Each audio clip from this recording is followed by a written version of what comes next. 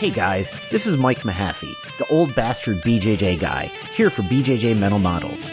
Back in my day, we had to walk uphill in the snow both ways to get to the academy just to learn some crappy technique from a random purple belt. You kids have it so easy because now you can just subscribe to BJJ Mental Models Premium and get tons of great audio courses to learn new techniques, enhance your mindset, and entertain yourself.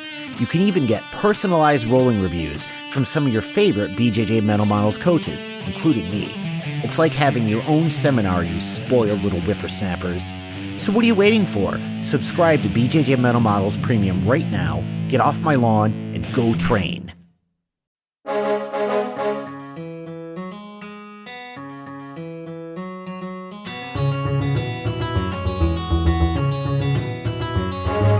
Hey, welcome to BJJ Mental Models, episode 300. I'm Steve Kwan. BJJ Mental Models is your guide to a conceptual and intelligent jiu-jitsu approach.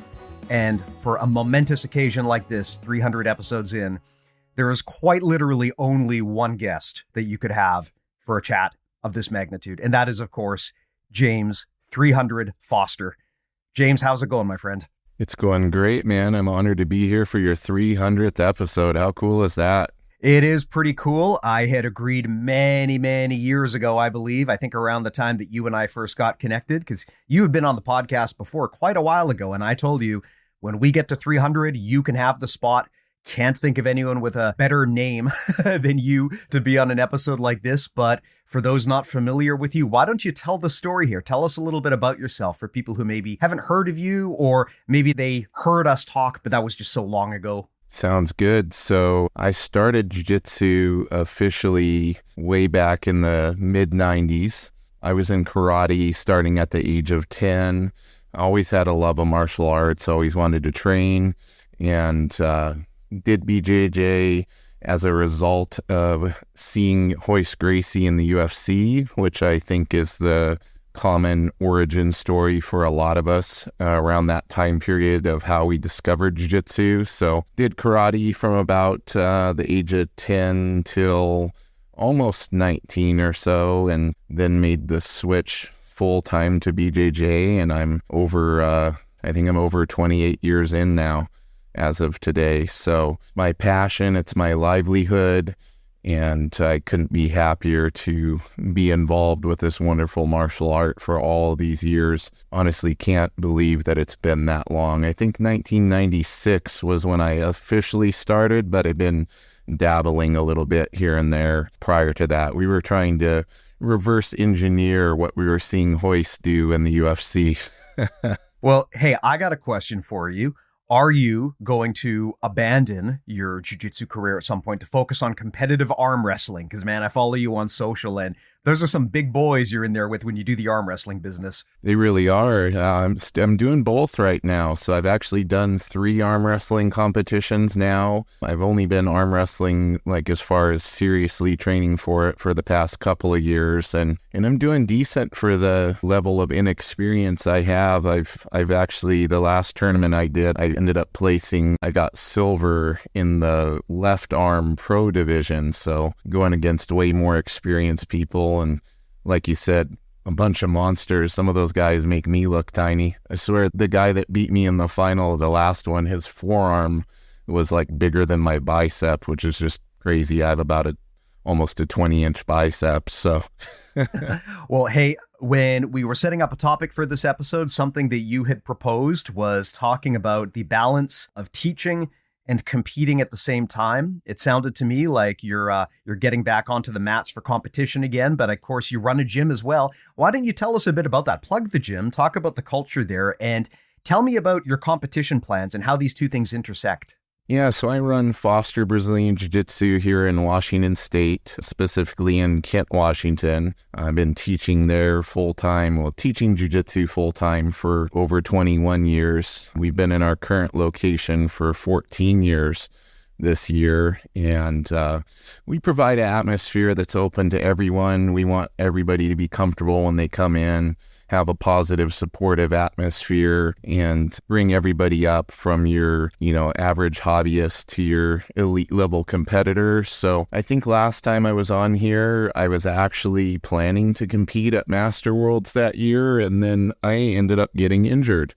So I blew out my knee like 2 months before Master Worlds. So I'm getting ready to, hopefully, body willing, compete at this one and go out there and put some of the things that I've talked about in the past into action, as far as being able to be someone who teaches and runs an academy full time and going in and competing against elite level competitors while only relatively having your own students to train with. So it's a very challenging thing, when you start an academy. And I think there's a bit of a sacrifice that needs to be made to where you have to prioritize your students over everything else. So I don't compete as often as maybe I would if I didn't have an academy, just because you can't help but take yourself away from the training a little bit to focus on your own training, take yourself away from teaching. So when I'm preparing for a tournament, I take about 4 to 6 weeks to where I might have other people help, my assistant coaches help teaching class and everything. And then I'll go off to the side and have a group of people that I'm essentially sparring with for the whole class. So that's kind of one secret of my preparation. People always ask, do you do a lot of extracurricular, conditioning and things like that? For me, if I want to have good conditioning for jiu-jitsu, I've found the best thing for me is to spar a lot. So actually participate in the thing that I'm trying to get good conditioning for. So I'll get to a point as I'm peaking for the tournament where I'm rolling for at least an hour straight without any breaks. So that's kind of part of the formula. Got it. Makes sense. Now, you touched on something that I've heard said before from instructors, which is just that it's very hard to balance the responsibilities of an instructor with the responsibilities of a competitor, because in a lot of ways, these two things, they seem like opposites. When you are an instructor, your job is to prioritize the development of your students, the other people in the room, and your own development is much less important when you're there serving your paying customers. But on the other hand, when you are a competitor, your job is to prioritize yourself. And in fact, as my coach, Emily Kwok, has said, you sometimes have to make really selfish sacrifices and decisions if you want to be a competitor, because you're going to have to put your own training above pretty much every other priority, at least as the camp is coming up. And these two things, they just seem like opposites. And it's got to be hard to flip that switch. I'd love to get your thoughts on how you do this, because when you go into a class, you're teaching, there's 30 or however many people in the room. You as the instructor have a lot of responsibilities. You still have to make sure that everyone's learning. You still have to keep an eye out for safety issues, answer questions. But at the same time, if you're using that time to also prepare yourself for a tournament, how can you juggle your focus like that? So many different things to do all at once. Yeah, it's definitely difficult to compartmentalize, and it is something that I think has taken practice over the years to get right. Leading up, if I am planning on competing, usually if I compete, it's pretty much just once a year. So it's not like I'm, taking myself away from the students more often than that. I usually try to pick one big event a year that I would like to do and aim for that one. But I make sure to let the students know ahead of time that I am going to be taking a little bit more time to myself, and I will be present and I will be aware and available, but that I am going to be, off to the side, like I spoke about, working on my focus on my technique, playing my A game, and basically putting myself through the grinder, because it's tough when you're getting into being a older masters competitor and everything. The body doesn't recover as quickly, and it's quite the process. I think if you could compete more as an instructor and not be as selfish with that time, if you were happy to maybe not be at your peak level of performance, but for something like, attempting to capture another world title or something like that, definitely, I don't think you can get away without being a little bit selfish in that regard And just, I think the main thing is the communication with the students and letting them know that, hey, I'm still going to be here for you if you need me. I'm going to be on the mat, but I will be over here kind of focusing on myself while you guys are working with the other black belt instructors. So that's something that I have now that I didn't have back in the day when my school was first starting. I actually have, elite level black belts of mine that can work with the students while I'm doing that, which I think is of a great benefit for sure. Oh yeah, that's a complete game changer. If you're the only instructor, then when you are focusing on your own skill development, that's time that your students aren't getting from you as a coach. But if there's multiple coaches in the room, then this becomes 100 times easier because, of course, there's someone else who can just step in. How do you roll with your students during this period? Because you mentioned you leverage the people in the room. So your students in this case, as training partners, that's going to be very different from someone who is a full-time competitor. A lot of full-time people, they have no qualms about just packing up and moving to another country and, turning their whole life upside down just to go to a training camp with the right instructor in the right place. But you can't do that so easily if you've got your own gym to run.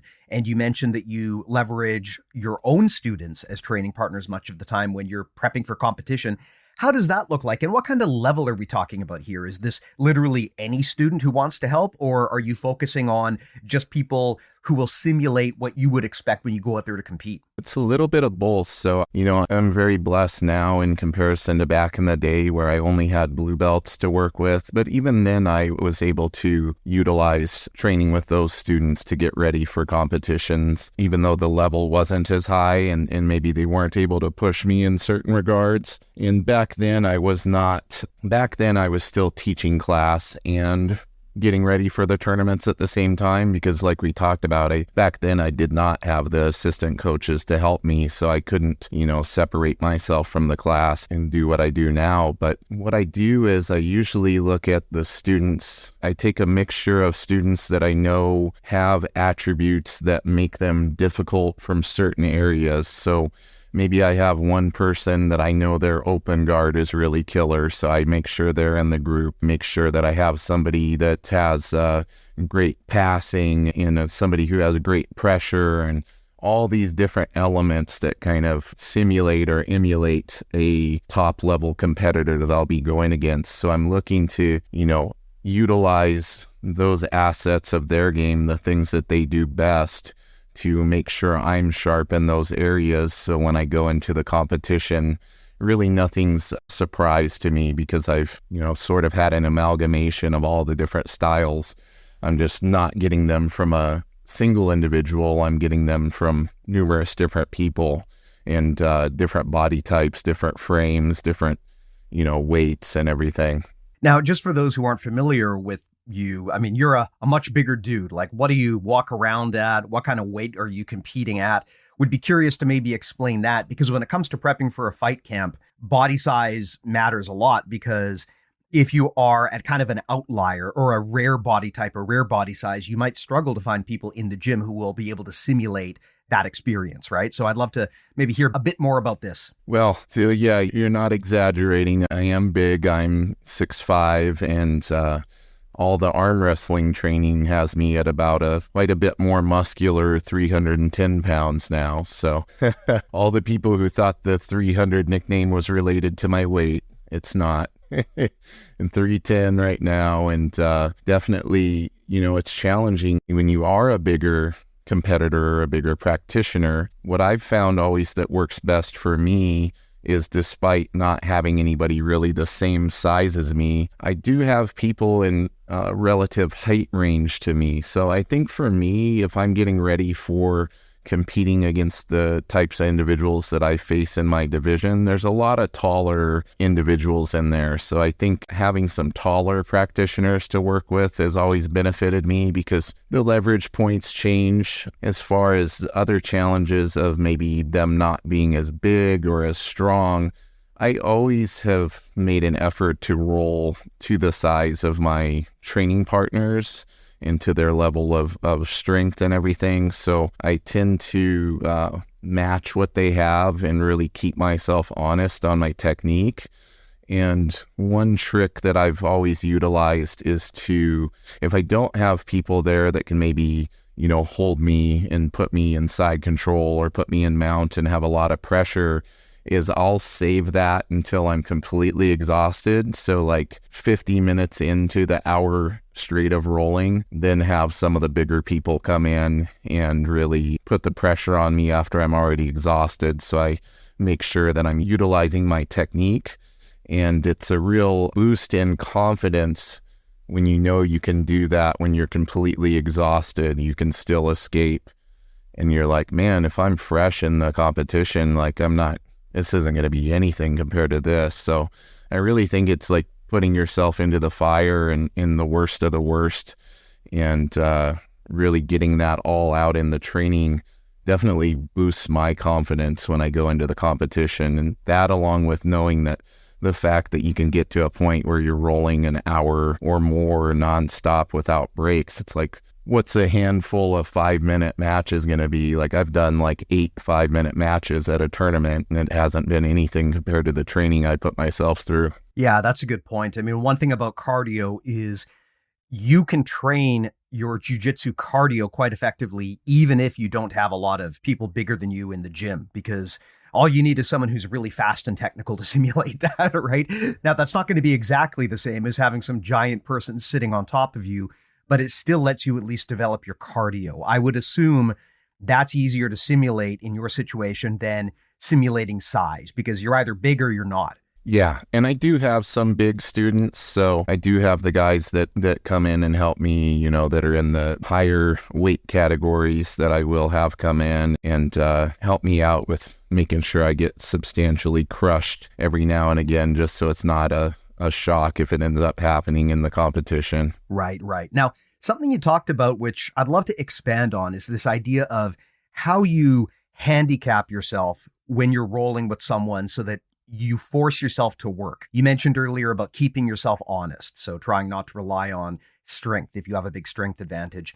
I'd love to expand on this a bit. This is something that becomes very important as you get to brown or black belt, learning how to alter the dial so that you can make any roll beneficial regardless of the skill discrepancy. Someone that I respect greatly who talks about this is Rob Bernanke. He's got a whole system around modifying the game so that you get effective training regardless of the skill level. But I'd love to hear some specifics from you about how you do that. So if you're going in there when you compete, you might be in there with ultra heavyweight black belts, but in the gym, you might be training with middleweight blue belts. Very different. So you mentioned that you handicap yourself there. How do you do that, and what would that look like? I play off of my back a lot. I play a lot of guard, a lot of defensive positions from the bottom. I don't utilize my size to stay on top with those people. Similar to what you mentioned before, like having somebody that's quick, who's on top, can definitely be challenging. And one thing that people, kind of underestimate about smaller skilled practitioners is the fact that they can find openings and spaces that the bigger competitors can't a lot of times. So I feel that really keeps my game honest too, because they can exploit a little gap or a little hole in your guard or in whatever position you're doing that a bigger practitioner can't. So I play a lot of defense, a lot of bottom game. I will allow a lot of my students getting me in bad positions too. I'll let them take my back and have a fully locked choke and see how far I can go, how deep into the waters I can get and still escape. But I'm always having the back of my mind that question of, would this work if it was me doing it to me? Would this work if it's a person my size? Or for example, if I get somebody in let's say I've got them in an arm bar and they have their arms interlocked, and I could literally just reef and separate their arm because I'm so much bigger and stronger. I'll keep myself honest and I won't do that because I'll go, well, that wouldn't work if the person was the same size as me. So I'm not going to utilize anything that's unrealistic based on the fact that my partner isn't my size. So I think it's a lot of that, having personal accountability and just constantly having those little limitations in your brain that you're putting on yourself. I think playing from the top too much when you're working with people who aren't the same size and aren't the same skill level as you, it's kind of works against what I'm trying to do. As far as the fact of the matter is, I should be able to do that, especially if the person is smaller. So I don't see a lot of benefit in working that on somebody. I'm not going to, hold somebody in side control for 5 minutes just because I can. If I do get them in a position where they're stuck on the bottom, I'm going to force myself to continue moving and not allow myself to be stagnant and sit in one spot the whole time. Just because I can use my weight to hold them, I would force myself to actually maneuver and transition more often and really keep the pace going, which also kind of mimics how a smaller person probably would roll in that scenario if they were on top. So I'm kind of trying to emulate being a small person in a way. Now, you've brought up a few times the underappreciated benefits of being a small person in jiu-jitsu. Small people will quite often explain quite heavily the benefits of being a larger person. I think everyone knows the benefits of size, but as you brought up, there are a lot of other benefits to being smaller. One of them, you talked about the arm bar. I mean, honestly, against smaller people, arm bars can be hard to get because it's just hard to get that leverage and to isolate that arm. In order to arm bar someone, you have to have their elbow immobilized. And if the person's arms are small enough or short enough, it's actually quite challenging, given a big size discrepancy, to keep their elbow in position while you try to arm bar. It really is, yeah. Yeah, if the elbow pops out and it goes outside of your hips, the armbar is gone. I find as someone who has shorter arms, it's actually quite hard to armbar me because I can quite easily get my arm out of there, and no amount of strength that the other person brings to the table is going to help them if they don't have my elbow under control. So this is true. Yeah. This is like when I roll with my student, Katie Egan, who some of your listeners may know. I make it my goal to try to armbar her because it's just so dang hard with those short little, like T-Rex arms. It's like my biggest challenge. I'm like, one day I will get this armbar on you. You won't be able to slip that elbow out. Yeah, my goal in jiu-jitsu has always been self-defense. I don't compete. So my interest is always, will the things I'm doing work against someone who is way bigger than me? And I've kind of discarded a lot of the techniques that I know would be effective against people my size, but that they don't scale up. I'm always looking for things that scale up.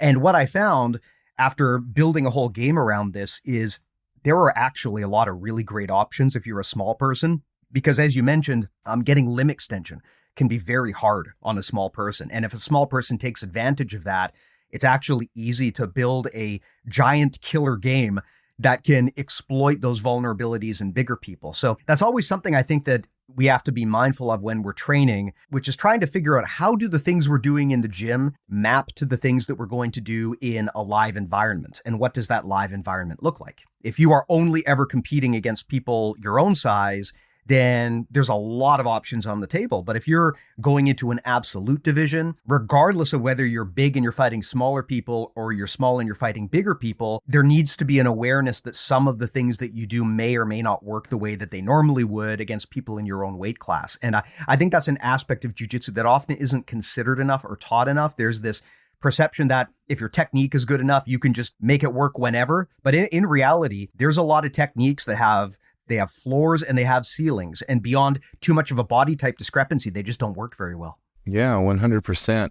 And I enjoy rolling with my smaller students. Like, they bring out a whole other style, a whole other approach of kind of how I do things. And I like to say, I force myself to roll like a little person. And generally that means just being a little bit more active, I think. It'd be easy for us bigger people to get on top and just kind of hold position and stay there, or, be like a blanket and sag our weight on somebody and make them carry us until they make a mistake and we slide around or whatever. But yeah, it's definitely a challenge, but I think there's a lot of benefits to rolling with smaller practitioners that just make you well-rounded overall. Something that you brought up, you talked about how when you're training with a smaller person, you'll often give up top position so that you can work from the bottom, because that way it's harder for you to capitalize on strength and size. And actually, I would argue that if you're on the bottom, most of the time, strength and size are actually a disadvantage. Yes, it is possible for a bigger person to bench press a smaller person off of them, but once you as the smaller person learn to just not let them do that,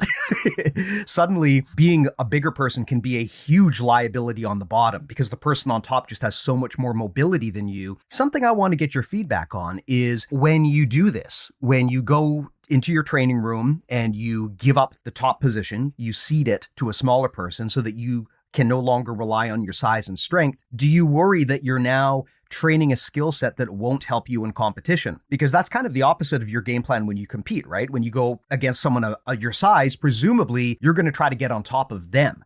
But if you are training against smaller people and you're pulling guard and playing the bottom, do you feel like you run the risk of letting your A game atrophy, or do you find that it still works out regardless, even if you're doing things a bit differently in the training room? Well, I think it's intermittent, not every round. It's not every person that I'll do that with. So I'm not fully ingraining that in me. I do think that could be of a detriment if you were, but see, there's phases to the preparation. So my first several weeks of my camp, I will be more playful in doing these types of things that we've been discussing. And then as we get closer to when I am wanting to peak for the competition and when I'm really pushing it at the end of my camp, like the last couple of weeks is all just playing my A game, regardless of who it is. So it could be a smaller person, a bigger person, whatever. I'm going to be doing the things that I actually want to do in the competition. So I think it's important to have that balance to where you are working those elements through the periods of your training, but you're not fully doing that all the way through the end of the training camp. So maybe the first few weeks you're building up to that point, but then your last few weeks you are literally playing your A game and trying to execute things in the fashion that you want to, have come to fruition in the tournament. So that's kind of my approach. I definitely want to make my brain get into alignment with that A game mentality as I get closer to the end of my camp. So I carry that with me onto the competition mats. Now, when you are training with your students, there has to be an interesting dynamic there around safety, whether you intend for it to be there or not. And I'll draw an example here. If you are in a competition camp and you're out there prepping for a competition, as is everyone else in the room that you train with, then you're all at least aligned on goals. Even if you're all focused on your own victories, everyone is still there for the same thing. I would think the dynamics would have to be a bit different if, in addition to prepping for camp, there's also this other social dynamic of you're the instructor and they're the student. Because if you're in there and you've taken off your instructor hat, you've put on your competitor hat, you're there to prep for a very aggressive, hostile competition situation. Your student might just be there to learn omoplatas today, right? How do you manage that alignment of expectations? Because there is a social dynamic there. I think that a lot of people, especially junior belts, would probably be really taken aback to get really attacked by their instructor. Because as you know, as an instructor, you never want to really take it to your students, right? No. But the dynamic changes if you are now putting on that competitor hat. And I could see that taking a lot of your students and catching them off guard. Yeah, I would say if I was choosing students who didn't know and hadn't been through the process with me, that would be the case. But anybody who I choose to be part of that is fully prepared and ready and knows what to expect. And they're probably, a lot of them are also people who compete and can handle that pressure. It's not like I'm just picking any brand new random student. Most of them are going to have an idea of what competition training looks like in comparison to regular day-to-day training, which, is the majority of any practitioner's training. If you look at the grand scheme of things, I mean, competition prep is such a small piece. So the individuals I choose to be in my group on a given day are going to be ones who I know can take that extra pressure. But even then, I'm not like, gosh, even when I compete, I can't tell you that I've ever gone all out with somebody. I always give people room to yield and to tap. I've even, a couple tournaments ago, that I did when I threw the guy and I landed on him and he made a weird noise. I was stopped in the middle of the match. I'm like, hey, are you okay? He's like, yeah, keep going. Like, okay.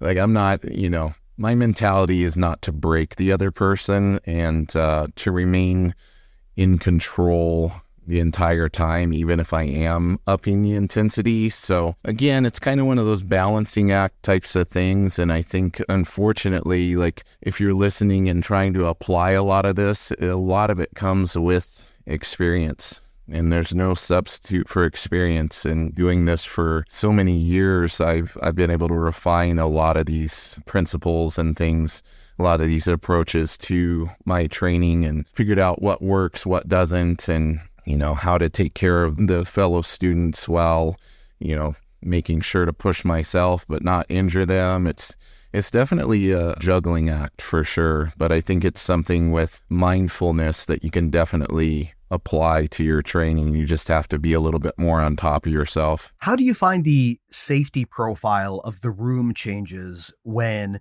you're training with your students for competition rather than a dedicated comp team? I have to imagine that the psychology of it has got to be different. If you take a room of a bunch of athletes who want to go out and compete, they're going to bring a certain dynamic versus an instructor who is working with his students to prepare himself for a tournament. Do you have any thoughts or any observations about how the safety level in the room changes, or maybe the dynamic of the training changes when you're doing it with your students instead of with your fellow competitors? Well, a lot of the students I practice with are competitors, so it's they kind of know what they're getting into. They know how to protect themselves. But, safety-wise, I think that's always going to be a challenge, whether you're sparring to get ready for a competition or you're sparring to, just in day-to-day training. I think it's just a matter of making sure to remind people that we need to take care of each other. I always give this talk, especially before we're starting from standing, to where I say, no takedown. Achieving a takedown is not worth sacrificing your own body or the body of your partner in this instance. Don't sacrifice your own body to try to pull off a takedown. Don't sacrifice them to pull off a takedown. I think it's Danaher that says like 90% of all injuries occur from like free falling body weight. So usually when you talk about safety in competition prep and sparring, I think the stand-up portion is probably the most risky as far as injuries occurring. But for me, I'm never going to force completing a takedown if it's going to potentially injure my partner. I'm always being aware of their body positioning, especially like where their knees are. Like if I see somebody twisting their knee to try to stop something, I'll just let it go. I won't even follow through and finish it. So I think that mindfulness comes into play again when you're talking about this, because you just have to maintain the level of awareness to where you're not trying so hard to get the finish or whatever it may be that you're willing to hurt the other person. I think any rolling in training, you should be mindful of that regardless. So again, it comes down to the type of atmosphere of the academy.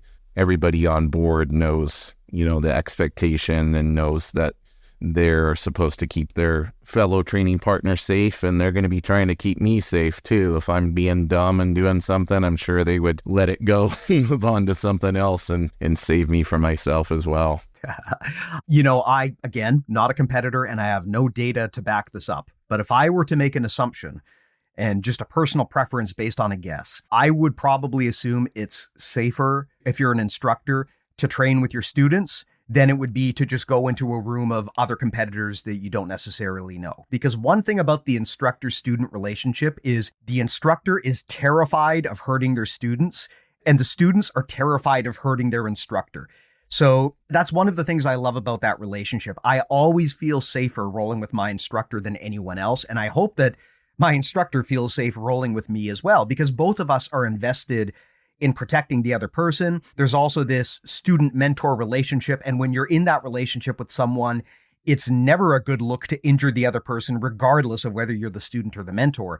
So I think that most people in that dynamic would probably really prioritize safety, whereas if you walk into a competition team with people you don't necessarily know, you really don't know what they're going to do or how safely they're going to train. Because yes, you're completely right. I agree with you that dynamic weight, especially standing up and free fall body weight, that's where a lot of injuries are going to happen. And if as part of your gym culture, you've established that expectation with your students, you can rely on an assumption that that's not going to happen during your practice. But during a roll with other competitors, there's, you don't know if you're aligned with them on this. And moreover, they may disagree with you. They may say, you know what, I need to work my takedowns, so I'm going to be hitting Kani Basami on you over and over again, regardless of whether you like it or not. So if it were me, I would feel a lot safer training with my students than I would training with a room of strangers. Yep, you nailed it on the head right there. Definitely, you said it better than I could. I 100% agree with that. I am basing that off of, I've never gone and done training camps with other competitors, but based off of experience with traveling competitors who like to come in and do drop-ins. And I always make sure to roll whenever we have a visitor drop in from out of town. And you can usually read, if somebody is wanting to test themselves versus somebody who's just wanting to learn and have a, fun training session. And it doesn't mean that you can't go hard and test yourself and not still have fun. Like, there's definitely ways to do that, but you can definitely tell, like, when you get that kind of, I'm going to push and see where I kind of stand with this black belt and see how well I can do. You can definitely pick up on that vibe compared to somebody who's wanting to come in and learn and go hard, but, make sure we're still maintaining the management of our egos and everything, and make sure that both parties are having a good experience and getting something out of it. I always say that rolling is a lot like a conversation. Like, it should be back and forth. It can't be all one-sided. The quickest way to alienate a training partner is to have that one-sided conversation where you're just playing your A game and smashing them the whole time because you can, and they don't get to get a word in edgewise. So I think it's important to maintain that back and forth.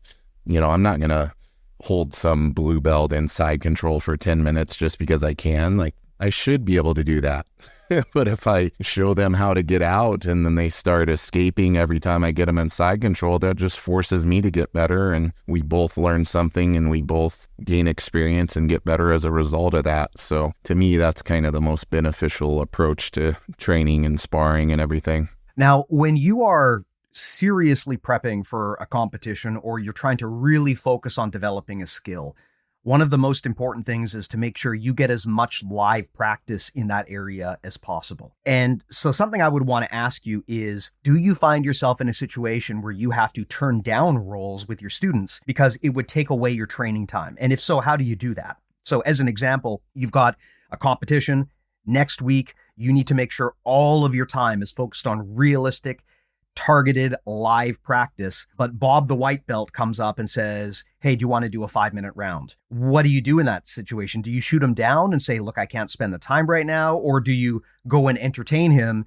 even if that means impacting your own training time in the process? I can only speak for myself in that regard, but I'm not somebody who would personally turn down somebody coming up and asking me that, like a white belt or a lower belt. I know when I signed on to run an academy full time that I made the decision that I would take care of those people, and I'm not going to neglect that just because I'm being selfish and getting ready for a competition.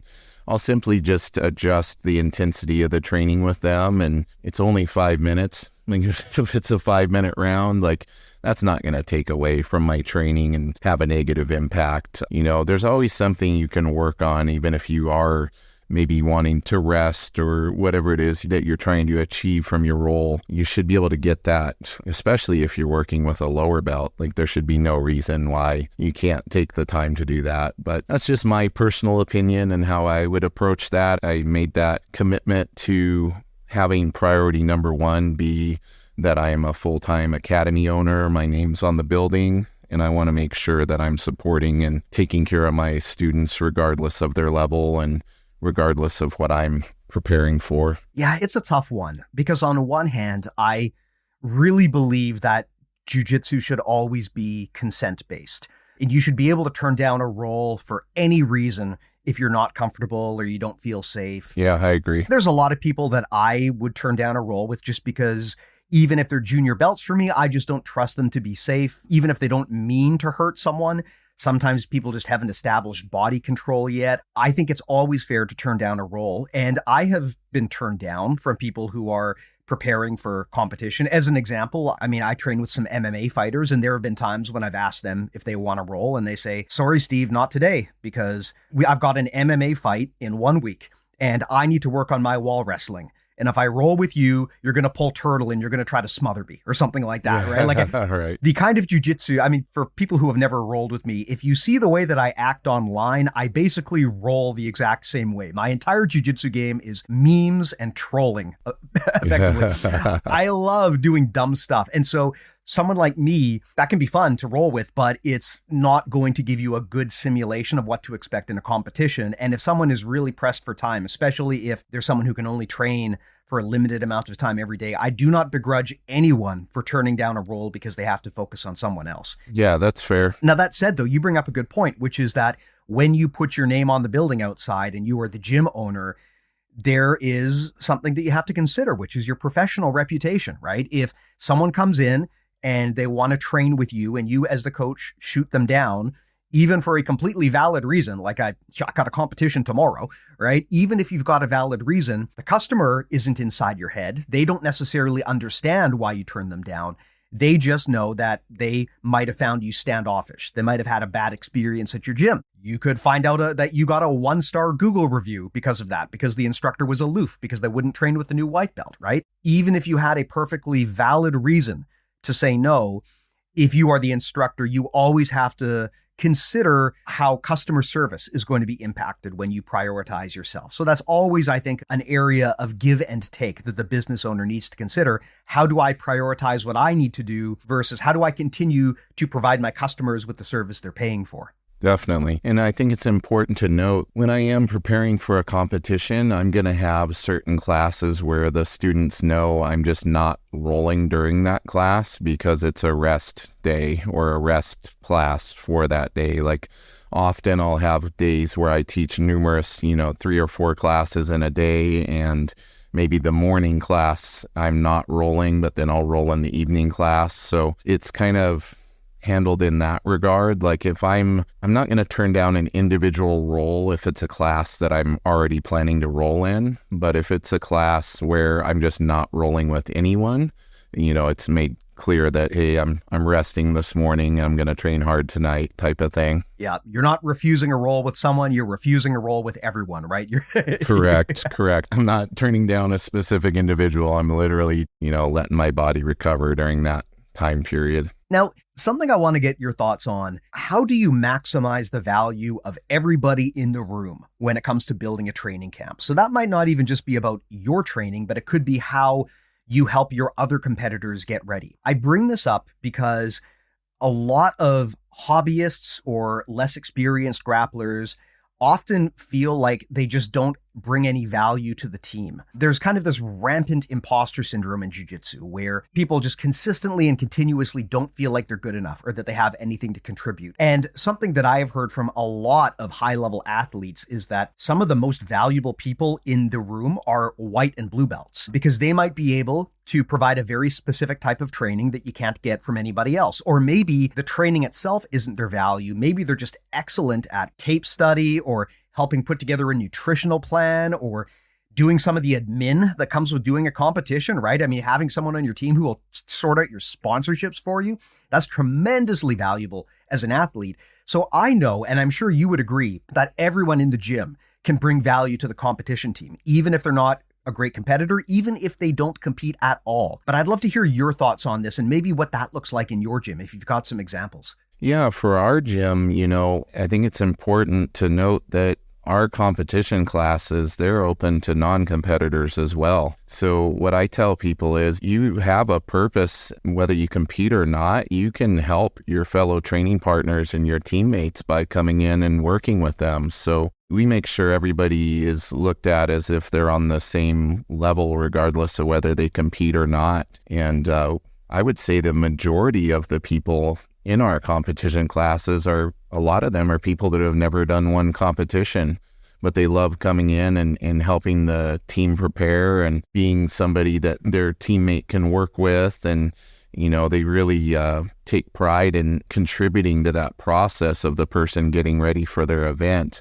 And I always say, make sure that you're there for them as you would want them there for you if you decide to get ready for something. So we definitely have an environment where everyone is coming in and contributing. There's so much more to jiu-jitsu than just being tough and being able to provide somebody a challenge during sparring. Like, you never know what you're bringing to the table. Like, there may be something you do that you take for granted that is a hole in somebody else's game. And when they roll with you, like, that particular thing is giving them trouble.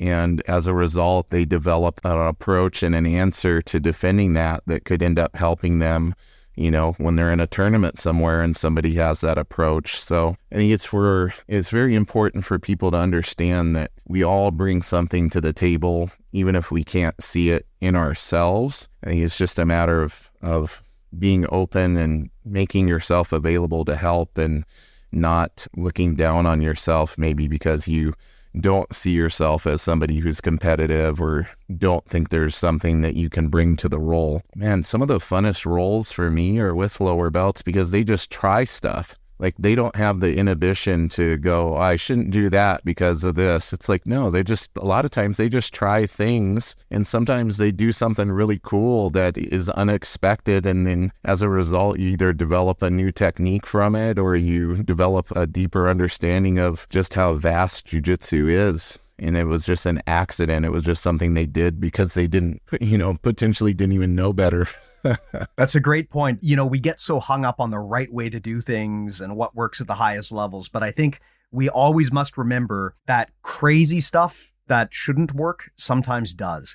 And the crazier you are, the more likely you are to catch your opponent off guard just by doing something completely out of left field. And the challenge with insulating your training environment, where you're only training with a few people who all simulate what goes on at the highest levels, is there's always going to be an exception or an outlier, right? There's always going to be an Eduardo Tellez or someone who just does things that don't make sense per the meta. And I think sometimes it's just like a form of inoculation. You want to get exposed to a lot of things. And sometimes the craziest, weird, most unexpected stuff comes from the white belts. And if there's one thing that I have learned from rolling with white belts, it's that it has taught me to keep my guard up in ways that I didn't expect. When you pull close guard on someone, you don't expect them to elbow you in the nose because that's not legal, but it might happen, right? And once a white belt does that to you once, you're going to learn to defend your face. Similarly, it's not a good idea to try to toe hold someone who is on your back, but it can work, right? And you need to at least be acutely aware that that is a possibility, because sometimes someone just tries something, and if you don't even know that it's a possibility, you might not defend intelligently. So I think there is benefit to training with everyone, even if their jiu-jitsu is not very good. No, I agree. And it's funny you mentioned Tellus, because that's one of my absolute favorite competition memories. I got to go against him in the open division once, and he was doing his thing, man. All the turtle stuff I came up on and I admired and practiced, and I'd always had in my head, like, if I ever get to go against him, here's how I would approach trying to deal with that game. And at one point during the match, my one coach had lost their voice, and so he was telling the other coach what to say. And she was shouting to me at one point in the middle of the match. Well, he's in turtle and I'm putting a lot of pressure on him. She's like, "Don't be nice." And Tellus looks up and looks over at her and goes, "Oh, he's not, trust me." And we both started laughing in the middle of the match. Yeah, that was great. Such a good guy. That's one of those, get to meet your heroes and compete against them type of things. It just ends up being a wonderful experience. Yeah. Well, one last thing I want to ask you, James, while I have you here. Mindset. How do you switch from teacher mode to competitor mode when the time comes? So many people struggle with bringing the right mindset into competition, but at least if you're a full-time competitor, you have the advantage of not having as many distractions. And in fact, this is the criticism I would have for a lot of competitors, is a lot of them care too much about jiu-jitsu. They don't really have a very balanced life, and they're just all in on jiu-jitsu to the exclusion of everything else. But when you're a teacher, it's a little bit different, especially if you're the gym owner, because there's a lot of stuff that can be going on at the gym on a day-to-day basis that can be really hard to put out of your mind. I mean, if you've got to go out there and compete, but you know that back home at the gym, two of your favorite, most senior instructors are having a beef right now. Or maybe you just had a really bad week for business. Maybe you had like 20% churn for some reason this month and you're wondering, shit, how am I going to put food on the table? You know, our revenue just fell off the roof here. How do you turn that off so that when you go out there, you can be 100% competition mode and not worry about all of the responsibilities that otherwise fill your head as a teacher or a business owner?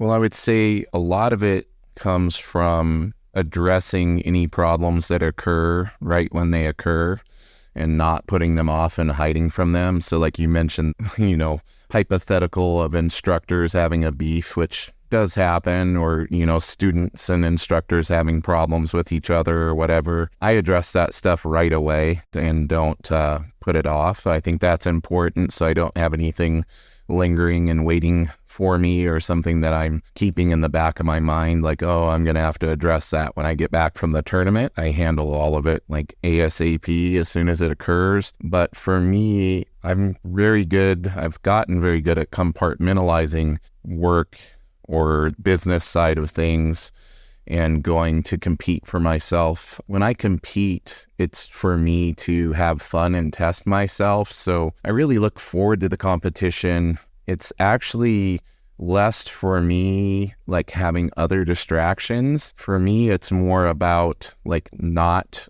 dwelling on the competition that's coming up. Like, it's actually helpful to me to be distracted by other things because I've found that I can get myself way too anxious if I'm dwelling on and visualizing the tournament as it's coming up.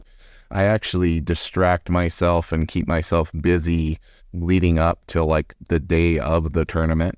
And that's when when I'm warming up and I'm, taping my fingers and stretching and getting ready, that's when I start to visualize. So it's more of a matter of putting the tournament out of my brain until I'm actually there. The other thing that's important is I don't look at the tournament as being anything different than just going in and training. I look at it as I want to be the best form of myself that I put forth on my training mats. I want to be that same version of myself when I go out and compete. So that's all I'm trying to emulate. I don't do anything different at the competition than I would if I showed up to class. I don't wear headphones and listen to death metal because I don't do that when I'm at class warming up and getting ready to spar in class. So I try to look at it as just a different setting with different people and really bring myself to a place where I'm grounded and present when I get to the event. So yeah, for me, it's less of like worrying about those other distractions of running a business as it is just putting the tournament out of my mind until I'm actually there. I think the biggest, most difficult part of the process is if you have negative self-talk in regard to whatever it may be with the tournament. If you see yourself in your brain, like, what if this happens? Like, you always have to reverse that and turn it around and see a positive outcome. So the biggest battle for me is like going through that anytime anything negative, self-sabotage wise might come into my mind leading up to the competition.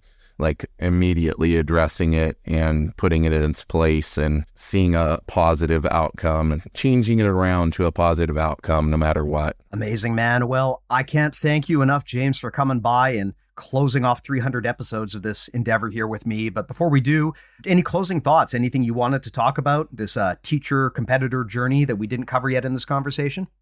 And I think we pretty much covered it. I would just say that, like, don't put too much weight into competition. The true legacy that you're going to leave behind as a jiu-jitsu practitioner is going to be the people that you've helped and the relationships you've made along the way, the positive impacts you've had on people's lives. I think that's the stuff you're going to be remembered for. At your funeral, nobody's going to be going, I remember back in 2015 when he won the Master Worlds or whatever. Like, they're going to be like, man, that person helped me when I was really down, and jiu-jitsu helped me lose weight, and then they were my instructor. Like, that's the stuff they're going to remember, the positive things that you brought to their life. And hopefully in turn, they're able to pay it forward and bring positivity to other people's lives through their training in jiu-jitsu. So I think it's important to put that into focus because a lot of us have like dusty medals in a drawer somewhere that nobody remembers, nobody thinks about. Don't put too much weight in that. You're much more than any title or any medal or trophy you could win. I think that's where I'm at with that.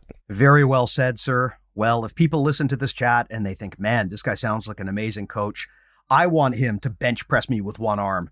How can they go about following you on social or training with you at your gym? So they can find me at James 300 Foster. So James 300 Foster, pretty much everywhere. I have a podcast called The Spartan Underground that has a bunch of old episodes, but my current passion is a podcast I'm doing. Kind of my other love has always been comic book art and those kinds of things. So I've been doing a podcast called Mewzings, Mewzings,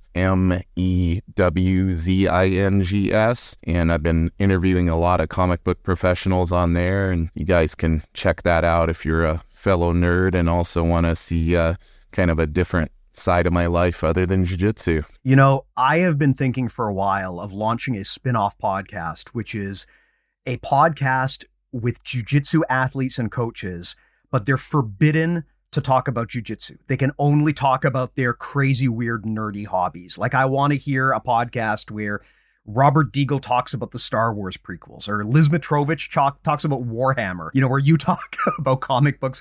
I think that would be a fascinating podcast. I mean, probably no one would listen to it, but I think it would be fun to make. You'd be surprised how many of these professional comic book artists do jiu-jitsu. Really? Oh, yeah.